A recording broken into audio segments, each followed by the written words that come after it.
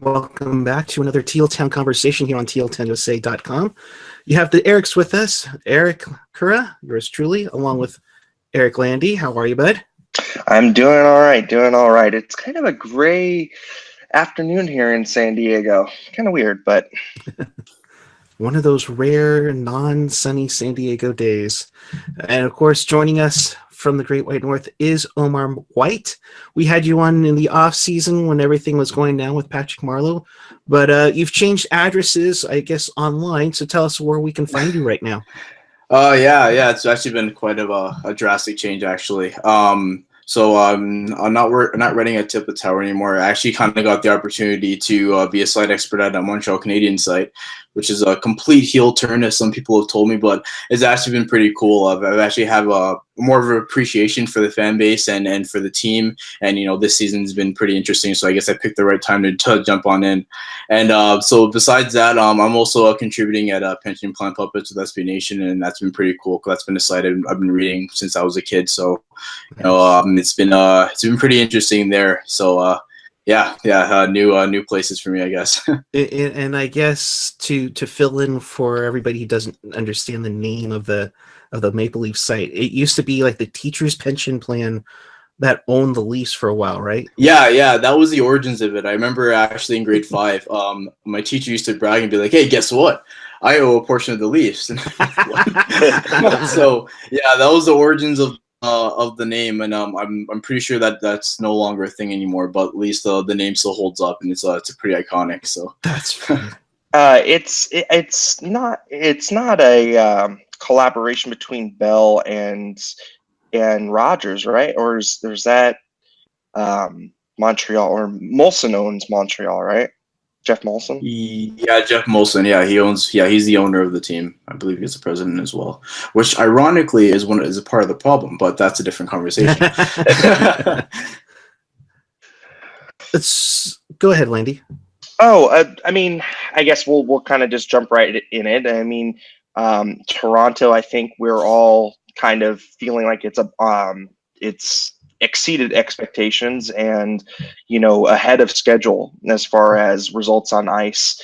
Mm-hmm. What do you think has been the biggest factor for the success, and what do you think that the team, because we have seen this before, we saw it during the lockout shortened season when we thought that this team's rebuild had kind of come to an end. Mm-hmm. What's the difference coming out of that kind of false started rebuild and this traditional rebuild that we're seeing now? Mm-hmm.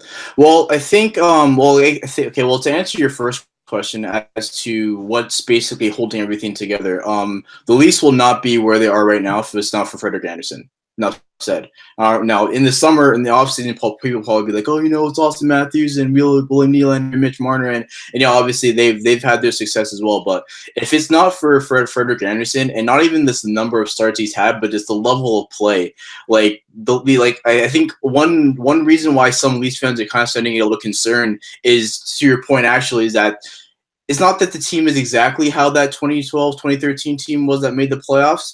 But the remnants of a lack of defense sometimes, where you have Anderson facing 40 plus shots, and sure, some of them are kind of off on the side, but some of them are actually grade A scoring chances, and he's keeping them all out. So, and not even just him, you also have Curtis McElhinney, who will go like 3 weeks without playing and then come up and have a strong performance for the team. So they're definitely getting some really good goaltending. But and then obviously you have the depth that's showing up. With Austin Matthews, William Nylander, Mitch Marner, Patrick Marlo. Thank you very much. Connor Brown's coming up. And then you have the young guys among the young guys they call up from the Marlies who are stepping up and taking a big role. Kasperi Kapanen, he was very big for the Leafs last year in the playoffs, and he's come up and he's showing no signs of being sent back down. The Leafs called up Travis Dermott from the Marlies, who was a player that they may have wanted to make the team out of camp, but they kind of still wanted to see if there was still some little tweaks they wanted to get out of his game, and he's come up and been an effective option. So a lot of things on the team are clicking, and it's leading to where they are now. Now, comparing the rebuild before to what the rebuild is now, I think what the Leafs were before, it wasn't really a rebuild. It's kind of the ownership kind of saying, hey, so we have Phil Kessel and James Van Riemsdyk.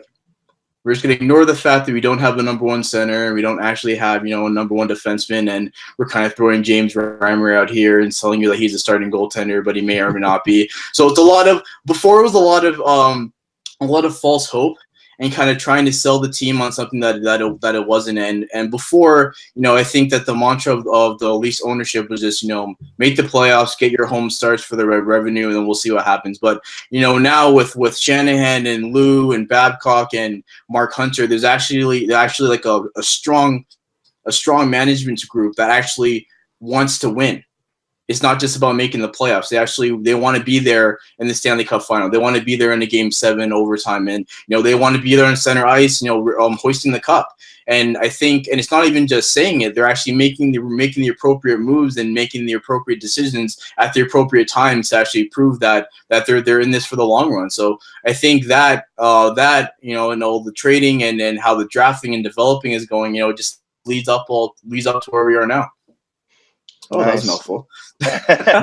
Yeah, so it did seem kind of from afar that it was really a cleaning out of the rotting wood, so to speak, and really kind of get to that foundation and kind of rebuild it. Which is, I think it's definitely the way to go, and it's kind of the way that the NHL has shifted to. When you have a stagnant team, that's kind of what you got to do, and we're kind of seeing those pains in Montreal now, and they're kind of looking into the mirror like, hey, this might be time to do this too. Right. Yeah, sorry to cut you off. Even if you look at the New York Rangers, like they did the thing that teams should do. They recognize the fact that, hey, we may be good enough to make the playoffs, but we're not good enough to actually do something serious. So Rick Nash, Ryan McDonough, I'm sorry, but we'll see you in the next regime. And I feel like a lot of teams struggle to admit that fact.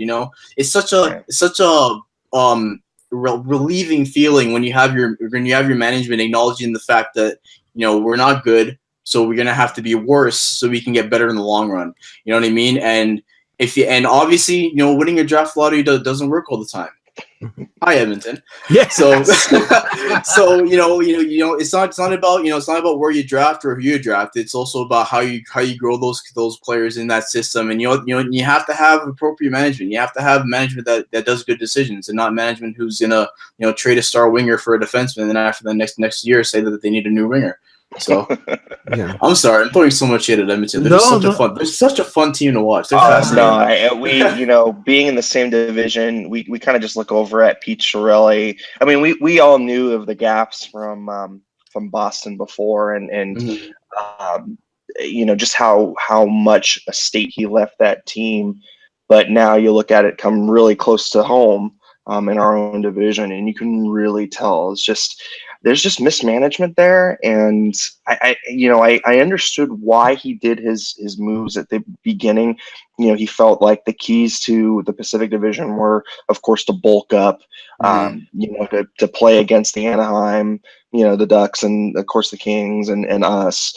But I don't think that he really tailored to the actual talents that he had on his roster prior. So we can go really deep into that, but I think the nice thing is that Babcock and Shanahan and Lou kind of have looked at the talent, so to speak, on the roster, look at where it's a little bit of a smaller but faster team, and he surrounded those players with good complements of more talent, of some really some bottom six guys that can really be that can go out against a big, like a Capitals team or a big Wins team. So as far as the construction goes, I think it's pretty solid.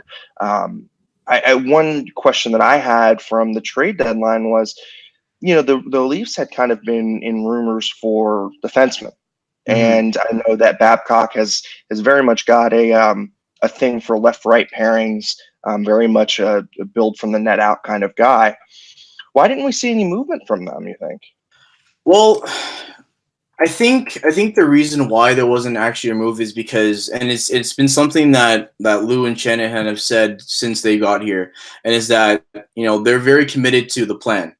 the Shanna plan, if you will, and they. They haven't really necessarily let us know what the plan is specifically, but we know that the plan is, build through the draft, have your own system of players, and then slowly integrate them into the lineup. And a part of that plan is not doing what the Leafs used to do, and it's like, hey, we made the playoffs as a 1 year. Let's trade all our first round picks, right? So I think they're still very aware that even though they're ahead of, I guess, what their original expectations were, in that. But they still consider the fact that they're still in a rebuild.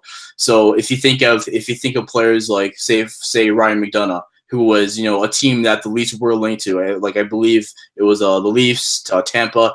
I think other teams in there, whatever. Right. But when you look at the price that Tampa had to pay for McDonough, and then you kind of compare it to what the Leafs have. So if we're doing a McDonough trade, that's the first round pick on, obviously. That's another first round pick if they win the cup.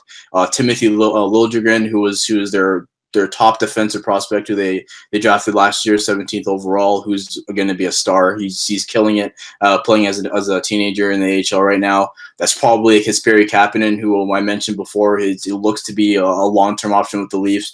That's possibly maybe a Connor Brown. So and those are key players on the team now, and who the Leafs want to have in the future. So I think because of that aspect, they still don't feel they're in the position where they can full on go for it. I think it's the same reason why JVR, Bozak, and Komarov are still here, even though they're UFAs at the end of the season. Sure, you can get something for them at the deadline, but as it stands, they're helping the team right now to improve.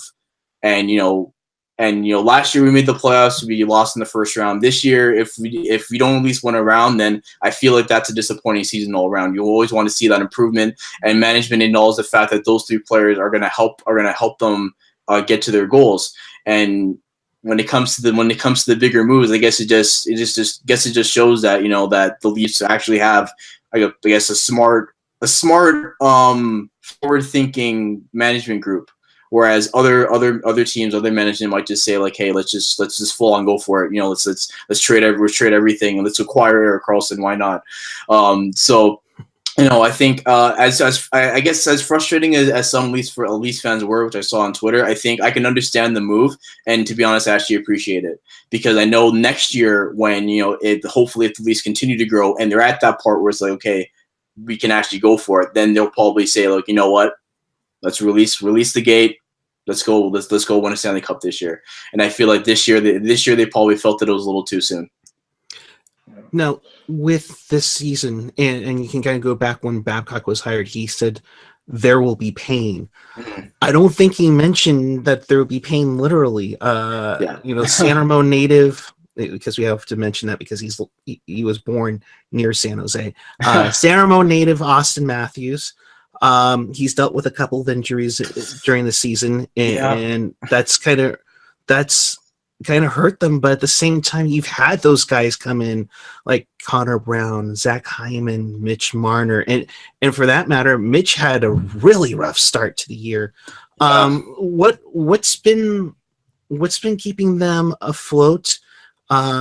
Keeping them on a high note, even though granted they've lost 4 in a row right now, but they've held the ship high even when they've been down and out, missing their name players, even whether it was pain through literal pain or lack of scoring pain. Yeah, I just think it just goes down to the culture that Mike Babcock has set up here, and not even just that, also just the depth that we have. You can list all the players that we have on the team, whether it's Nazem Kadri, William Nylander, Mitch Marner, Connor Brown, Zach Hyman, Kasperi Kapanen. At some given point, we do have players on the team who can step up in those moments. Obviously, you're not fully going to replace an Austin Matthews, but we still have the system, and we still have, I guess, the drive to push forward and not use excuses. I feel like we're kind of beyond the point where we can blame a losing streak on, like, oh, Austin Matthews isn't there, and obviously that's a big, very important player to have missing from your lineup. But I feel that that Babcock is really trying to enforce this culture and this belief in the locker room that, as long as you stick to the system and play the right way, that, that any given night you have a chance to win. And I think that the players believe that. Granted, like you said, like we've lost 4 games in a row, and losing to Buffalo sucks for obvious reasons. We know this way too well. Yeah, it sucks. But I do think that that the hardships that have played the least this regular season will only make them better in the future, and hopefully even in the playoffs too.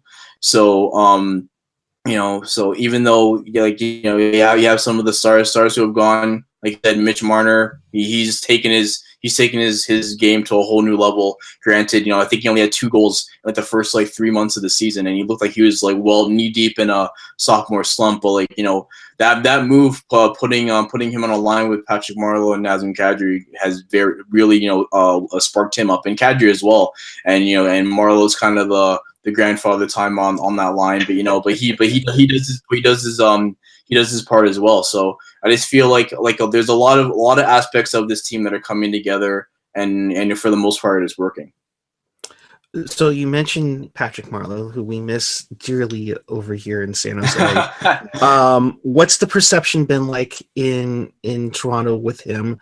How's he?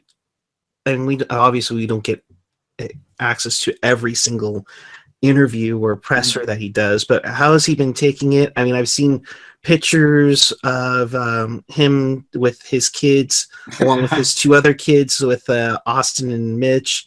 Yeah, it's a very big family. To the point, I think we saw yesterday, one of Patty's kids was holding on to Mitch Marner's press pass, and he said he'll trade it back for Marner's girlfriend.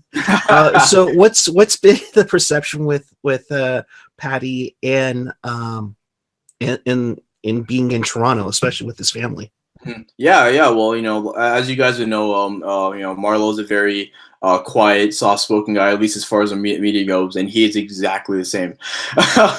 he might crack a smile or crack a joke here or there, but he's very to himself, at least as far as the cameras go and stuff like that. But one thing that I think you can't deny is definitely his impact in the room, which is kind of hard to gauge because we're not seeing that. But I remember back to a game, the Leafs were losing to Ottawa, and apparently Marlo had a very big speech and going into the 3rd period, and the Leafs came back. I think they scored 3 goals, and then they ended up winning the game.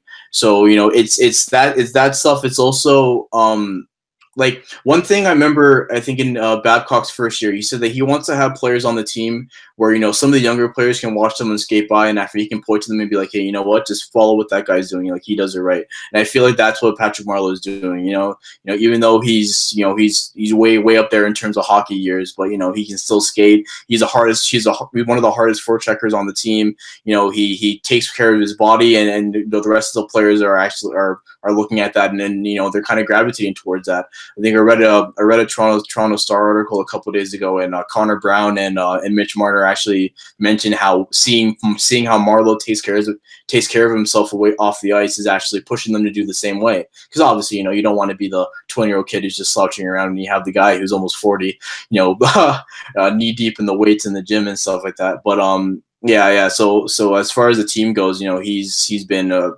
favorite there, and even among the fans as well. A lot of people are psyched to see that a free agent contributes so well, and he has 20 goals, which I don't think anyone saw. Actually, no.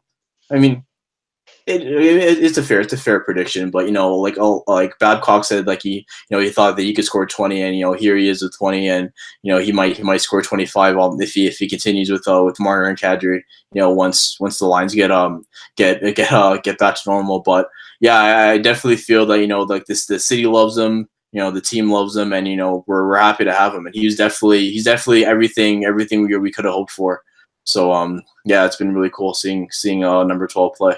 Even though Brown has to change his number, sucks for me.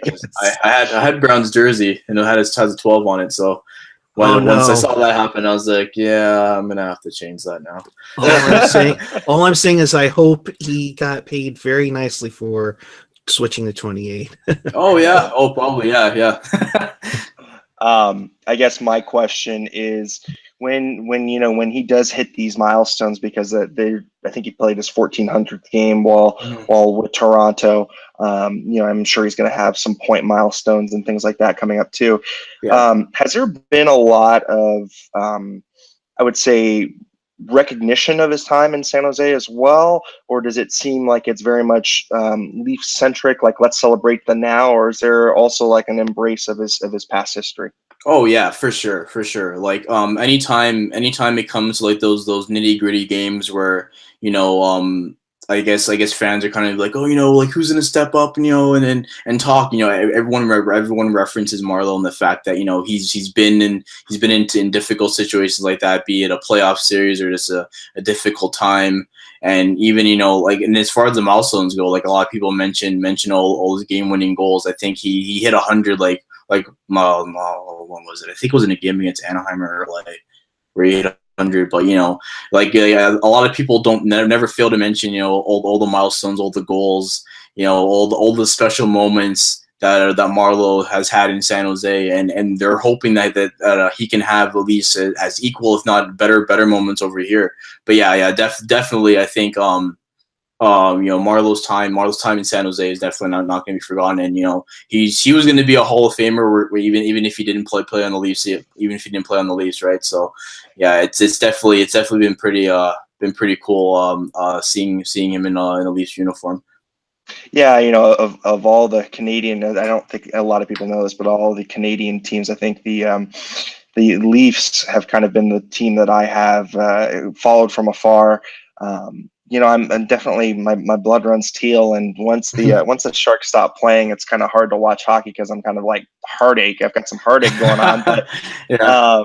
but I do really like to follow the Leafs, and I do like the history of the Habs. I think that it's kind of some really unique and some cool history there. But seeing Patty up there. I think for me, at least, I felt like, what, at least Toronto, the center of the hockey universe. Montreal would also beg to differ, but it's good to see that you guys can finally see what a stand-up kind of person and stand-up kind of player he is for yourselves now, and really legitimize a Hall of Fame career, because we always felt like he was kind of borderline with us. Only because he wasn't going to get that recognition like you would in Canada, but to see him up there and to see him just be well received, and to see just the fact that what you guys can actually see what kind of a class act he is, it's really good, and I'm glad. Couldn't have found a better home, in my opinion, for him. So that's good to see. I had kind of a little bit more of a question on him. Do you think that he's going to play out his entire contract there, or do you feel like he might, come year 3, you might have a Robot Island situation? I don't think so, to be honest. I think, like I mentioned before, like just the way he takes care of himself, and the fact that he can still skate as fast as he does, the fact that he can still hit as hard as he does, or forecheck as strongly as he does. If you pay attention to Marlo playing, like he goes in a corner with someone, he comes out with the puck. Yeah. And that's been a big part of why Kadri and Marner have been so hot offensively. Actually, it's actually a pretty underrated topic. People don't really mention. Marlo's he's going in the corners, he's coming out with the puck, and obviously, I think being north of 30 is kind of scary for most GMs. But I'm confident that that Marlo has he has the mindset. He's a true pro. He shows it every day, anytime he's on the ice in Toronto. And I do feel that, even though he's going to continue to get up there in age, I feel that he'll still put in the work where he can still play. And, even though, sure, his contract is set up in the circumstances of where that may not happen. But, I feel that the Leafs organization, especially Babcock, they have a lot of respect for him, and his teammates have a lot of respect for him. And I think that that having him in the lineup is definitely the most important thing. So I don't see any Robot Island type of situation. Granted, if he just takes a full on cliff dive, but I don't see that happening with Marlo. He's a really good player. Yeah, I think love that how was. I'm Oh, go sorry. ahead. I love that term, Robot Island. You're not the only one that's mentioned that before, and I just Oh find yeah, that yeah. so Robo Island is actually becoming a league-wide thing now. I know, that's crazy. Sorry, Landy, go ahead. I thought that was hilarious. No, I mean it's just it's good to see. I know that there is some perception amongst some fans that the teams with deeper pockets, like the Maple Leafs or the Rangers or whatever, that's where contracts go to die, so to speak. So, I think we all had a little bit of we all kind of looked a little sideways when we saw that last year of his contract and just how it kind of de-escalated. Of course, the cap hit stays the same, but the actual money changes. Yeah, so it's good to hear that we don't that it will be he'll play the 3 years there, and that'll be good. Sure. I think we're gonna start wrapping up here, but Eric, do you have any other questions? Did we want to talk a little bit of Habs too? Yeah, we can. I'll go with this as we can, and then we'll convert to the Habs really quick. So Omar, you said you have to get out of the first round for this to be a successful season. Obviously, everybody would want the Leafs to win the cup, and everybody was talking about the Leafs coming out of the East, and the dream final would be Oilers Leafs. Obviously, that's not going to happen. And obviously, I think the Hockey News has proclaimed that Austin, Nylander, and Marner are going to win multiple cups. It's not going to be if, but it's going to be when and how that many. is the hope. I have missed out on a lot of opportunities to see some Stanley Cup gold and not gold, but Stanley Cup silver in my lifetime. So one is definitely isn't good enough for me. I'll settle with 3. Just go up Chicago there. But ultimately, 2 things: the ideal season for the Leafs would be to get at least to the second round. But if you were to make the 51-year curse come to an end, who right now in the West, who do you think comes out of the West if it were the Leafs against somebody? Yeah, that's difficult. Like, to be honest, all season I would have told you Nashville, but with the things that Winnipeg has done, especially at the trade deadline, like adding Paul Stastny is huge. Their goaltending has turned around with Connor Hellebuck and Patrick Laine. He's still continuing to grow. I think Mark Scheifele just went down with injury, but I don't know how severe it is. But they have a lot of good players, and Scheifele, for example, I think he's arguably one of the most underrated players in the entire league. Like he's a star. He's a star out there, and he's not really talked about, I think, just because he plays in Winnipeg. But I don't know. I think if I'm putting money on it, it's probably going to be Nashville. But like that's going to be it's going to be close for sure. But but now Nashville, they have top four D throughout their lineup, and with Turris and Johansson, they just got Fisher back, and he looks like he hasn't lost a step. So they're definitely looking to make another appearance in the final. So definitely I think out of the West you have to give it to Nashville there. And Gotcha. yes, I'm throwing shade at Vegas. I'm sorry. Vegas has been incredible, but I don't think they're gonna. I don't think we really buy into Vegas. I mean, it's a nice story, but the composition, I just wonder how that will hold up through a 7-game series, and when the hockey clamps down. So, however, they have taught old teams a lesson and not to give up on youth. For example, they traded I think they made a trade with Columbus so they would take William Karlsson, and now he has 35 goals. So yeah, Karlsson. Always learn. Anyway. Yeah, some thought he was just maxed out as a checking line forward. Oh yeah, he's checking his way up those goal standings. Yeah, exactly. Exactly. So really quick on the Habs. What happened? I thought this was going to be like a little bit of a bounce back year. You have Carey Price in net, and things have just not seemed to have gone that way. Are they looking at a rebuild, or are they trying to just paste in with free agents and hoping this is the best? And for that matter, the all-important question, is Bergevin even somewhat in hot water? Okay. Well, as to what happened, the Habs got knocked out of the playoffs last year. They lost in 6 games to the New York Rangers. that sucks. They couldn't score any goals, and that was one area that a lot of fans wanted Mark Bergevin to address in the offseason. However, instead of that, he let Andrei Markov go, and he let Alexander Radulov go to Dallas. So that's a problem. And then you signed your big free agent in Carl Alsner, who has been okay. Sometimes the puck has gone in the net while he was on the ice, and sometimes that's not his fault, but usually it is. And then you have in the preseason signs of goal scoring being a really big problem for them. And it's not even the fact that they don't have the players who can score. Obviously, you have Max Pacioretty, who is a 30 goal scorer on his best days. Alex Galchenyuk was looking for a bounce back year after his injury season last year. Brendan Gallagher only had 11 goals last year. So you're kind of looking for a lot of bounce back seasons from a lot of guys.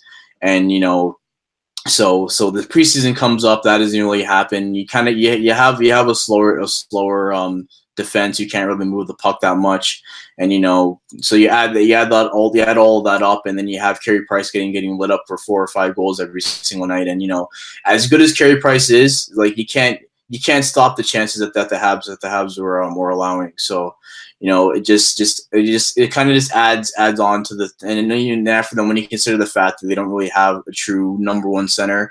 I mean, Jonathan Drouin has been okay at center, but he hasn't really been that bona fide center that you kind of look for, maybe these side of the other teams have. So there's been a lot of things that have kind of piled on to where the Montreal Canadiens are now as what they're going to do in the future. I don't feel that they want, and they want to have a full rebuild, and I don't really necessarily feel like they need to as well. They do have a lot of young players who are playing now in the event that there's like a lot of injuries on the blue line. For example, like Mike Riley, who they just traded for, he's played very well. Renat Valiev, who they got from the Leafs in exchange for Thomas Plekanec. He's been playing pretty well. Nikita Sherbak has been stepping up and playing with more confidence. Jacob De La Rose seems like he's looking to turn the corner. So they do have a handful of young players who they can help, who they feel can help in the future. But I do feel like it's going to come down to one, getting lucky at the draft lottery. They don't necessarily have to win the thing. Obviously, that'd be cool. But, if they have a good draft, because they have like 4 second-round picks, if they make a couple good decisions in the offseason, then maybe they can turn things around and make the playoffs next year. Like, who knows? It's gonna take a lot of smart decisions, as I said, and management's gonna be a big thing. As for Mark Bergevin's seat, it is not hot at all. A lot of fans probably want him to be fired, but he had a press conference after the trade deadline. He said that he was going to be in Dallas at the draft, and from the optics of it, it doesn't look like they're going to fire him. I think Jeff Molson is going to give him one final chance to kind of turn things around, because even though there's been this season and I believe the 2015-2016 season where they had pretty bad years. I do feel that they're gonna give him the benefit of the doubt and hope that they can turn things around with him. So it's going to be an interesting time for sure. Obviously, if John Tavares is still a free agent come July 1st, Montreal is probably going to be throwing all the money at him. If not, it'll be San Jose. Right. Oh yeah. Really? You guys are going for Tavares? All right. Right on. That'd be cool. I never thought of that actually. That does make a lot of sense. Anyway, yeah. Believe me, we've all been thinking about it too, and it, he just kind of complicates things. I think for me, I think the biggest question that I have is what does he think he has in that blue line that allowed him to trade Sergachev? We look and we were we were in the same conference as seeing Shea Weber and for the PK Subban deal, we saw that, but we also saw the decline of Shea Weber, and we saw that his foot speed was going down very, very quickly. Mm-hmm. Why would he give up in his young, really talented blue liner like that for Jonathan Drouin? I know that he wanted him as a center. Mm-hmm. Doesn't look like it's going to be working out that way, but I thought that was kind of an untouchable for him. It changed kind of overnight. Where did that shift come from? That's tough to say. I don't know. Like it's like going back to interviews with Bergman over the summer. One thing he did say is that he didn't necessarily acquire Juen to be a center. He said that even if even if he's bringing him on just to be a winger, he made the trade anyway. But yeah, you're absolutely right. Like at the time, Mikhail Sergachev, he was a lock to make the team out of camp. Like there's no denying that. And seeing Victor Mete, who was a 4th-round pick in 2016, make the team, I'm not sure if that's the player that they were banking on. Maybe it could have been Noah Juleson, who's on the team now. He broke his foot ahead of training camp. He was out for a while, and after then he made his debut in the AHL and then got called up, and he's looked great. I'm not sure if that was a person he was banking on, or maybe a Brett Lerner, who was a 3rd-round pick a couple years back, who they're still kind of waiting to see what happens there. But I don't know. I'm not really sure if Bergman made the trade because he thought that he had someone coming up. I just think he saw an opportunity to acquire Juen. And if you think back to even before making the trade, when Juen was requesting trades, apparently the Habs were in on him back from then. And it looks like Sergachev was the price they had to pay, and I guess Bergman thought that the Habs were set up where they can make that sacrifice, and so obviously that answer was kind of wrong, considering how the season started. But Drew has been a nice fit. Obviously it would have been nice to have Sergachev, but it's also nice to see that they have that they have Juleson, that they have Valiev now, who are stepping up, and they have a couple guys in the OHL as well, who obviously are maybe another 2 or 3 years away, but still look to be really good players moving forward. So I guess that's just the business of the NHL, and maybe we should just give Steve Yzerman some credit there for another job well done. Oh my goodness! I mean, Steve Yzerman, he's just had knockout after knockout. It's just really, it's really good to see.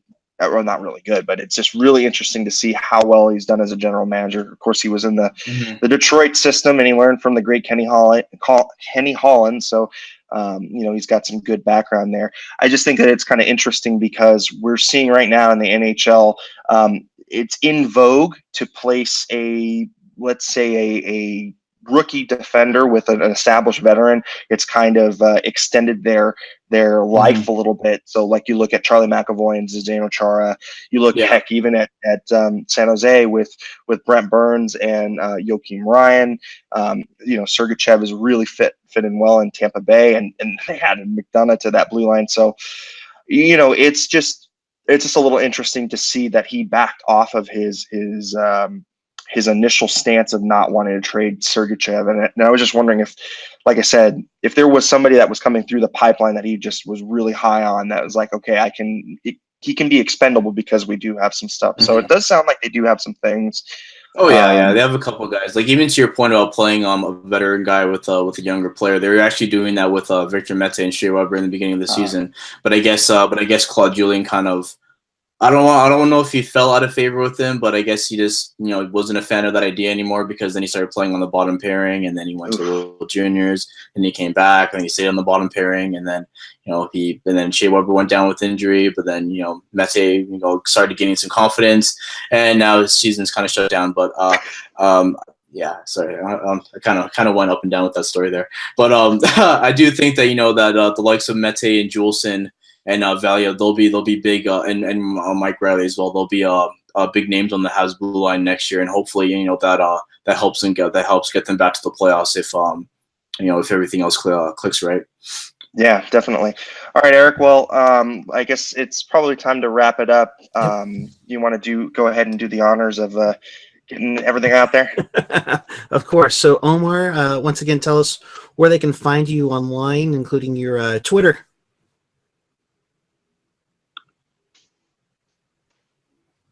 Hello? Oh, sorry, I didn't hear that last part. I said, where can the people find you, including your Twitter? Oh yeah. Well, you can find my work mostly at winninghabit.com. Montreal Canadian stuff there. I also contribute at Pension Plan Puppets, so sometimes I do the From the Branches posts, which are like the morning links things, or I'll have a wacky idea. And then after that, I'll just come up with something there. As far as my Twitter goes, you can follow me at OLW93. Some people tell me I'm funny. I tend to agree. So you can follow my tweets there. And yeah, I'm a pretty active guy, or at least I try to be. And it's probably gonna be worse once the playoff starts, because there's nothing better than the playoff hockey. Oh yes. Oh yeah. Yes. Definitely got. And that for the first round looks like it's gonna have some fireworks again this year. Oh yeah. That's gonna be interesting. There is a potential that I could have my heart broken again. So it had to be Boston. Of course, right? Of course. Boston.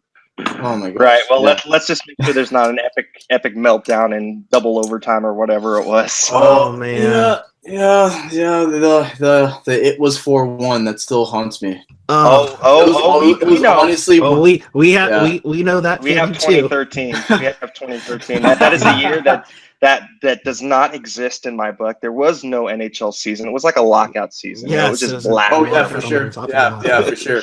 At least we're not up 4-1 with 10 minutes to go. Patrice Bergeron did not tie up the game and score the goal and score the game winner in overtime. That did not happen at all. I also did not walk out of my house and cry. None of that happened. It was fine. Nope. Hey, you know what? If 2013 didn't happen, you know what? Leafs Boston didn't happen either. So we'll go with it. Yes. All right. Thanks for watching us on tealtownusa.com. Keep us here for all your latest Sharks news and After Dark, after every game.